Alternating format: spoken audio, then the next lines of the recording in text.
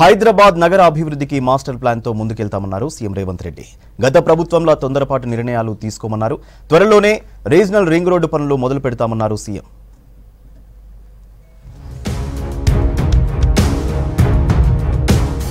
రాజకీయాలకు అతీతంగా గత సర్కారు తీసుకున్న ఏ నిర్ణయమైనా తమ ప్రభుత్వం ముందుకు తీసుకువెళ్తుందన్నారు సీఎం రేవంత్ రెడ్డి. 30 ఏళ్లుగా హైదరాబాద్ ను పాలకులు ఎంతో అభివృద్ధి చేశారని చెప్పారు. రీజనల్ రింగ్ రోడ్డును త్వరలో తీసుకొస్తామన్నారు CM Revanth. 2050 mega master plan తో ముందుకెళ్తున్నామని చెప్పారు. RRR కు సంబంధించి అపోహలు వద్దన్నారు సీఎం. నానక్రామ్గూడలో అగ్నిమాపక శాఖ ప్రధాన కార్యాలయం, కమాండ్ కంట్రోల్ కేంద్రాన్ని సీఎం రేవంత్ రెడ్డి ప్రారంభించారు.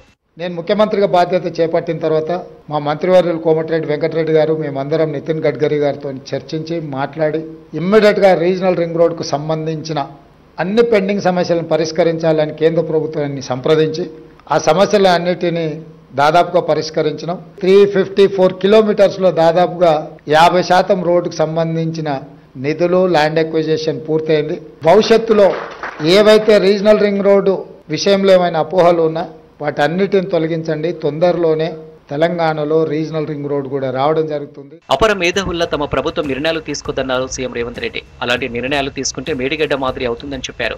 పరిపాలనపై తనకు కొంత సమయం కావాలని, ఎవరు ప్యానిక్ కావాల్సిన అవసరం లేదన్నారు సీఎం. పరిపాలన చేయాలి అంటే అధికారులను అడుగుతాం. మా అంతలో మేమే కూర్చొని అపర మేధావులమని ఆలోచన చేసుకొని అవి రుద్దితే మేడిగడ్డలాగా అయింది. కాబట్టి అట్లాంటి పని చేయదలుచుకోలేదు మా ప్రభుత్వం. 2 రోజులు ఆలస్యమైన అనుభవజ్ఞులతో మాట్లాడతాము, వాళ్ళ సలహాలు సూచనలు తీసుకుంటాము. మేము ఓపెన్ మైండ్తో ఉన్నాము. పరిపాలన ఏందో అర్థం చేసుకోవడానికి నాకు కొంత సమయం కావాలి. నేను కూడా అట్లనే సంతకాలు పెట్టేదాన్ని పెడతాంటే బాలకృష్ణతో పాటు మనం కూడా ఉంటాం. నేను ఏం చేస్తున్నానో నాకు అవగాహన ఉండాలని నేను ఎక్కువ నమ్ముతా. చేసేసిన తర్వాత ఇదేందని నేను ఆలోచన చేయను. చేయకంటే ముందు 100 సార్లు ఆలోచన చేస్తాను. అర్బన్ తెలంగాణ, రూరల్ తెలంగాణ రాష్ట్రాన్ని అభివృద్ధి చేస్తామన్నారు సీఎం రేవంత్ రెడ్డి. ఫార్మా సిటీపై విమర్శలు సరికాదన్నారు. ప్రమాదకర డ్రగ్స్ తయారీ కంపెనీలు సిటీలో ఉండటం మంచిది కాదన్నారు.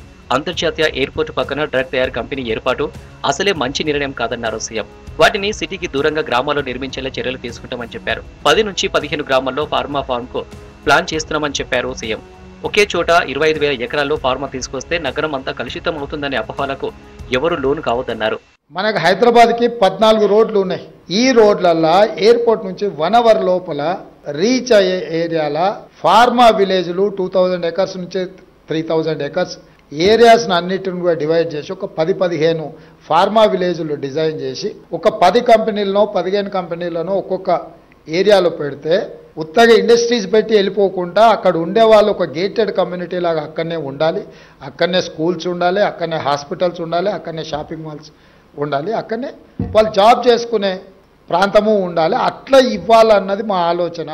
అత్యాధునిక సౌకర్యాలతో అగ్నిమాపక ప్రధాన కార్యాలయాన్ని 17 కోట్లతో నిర్మించింది ప్రభుత్వం. 24 గంటలు ప్రజలకు అందుబాటులో ఉండేలా 101 కాల్ సెంటర్లను ఇందులో ఏర్పాటు చేసింది.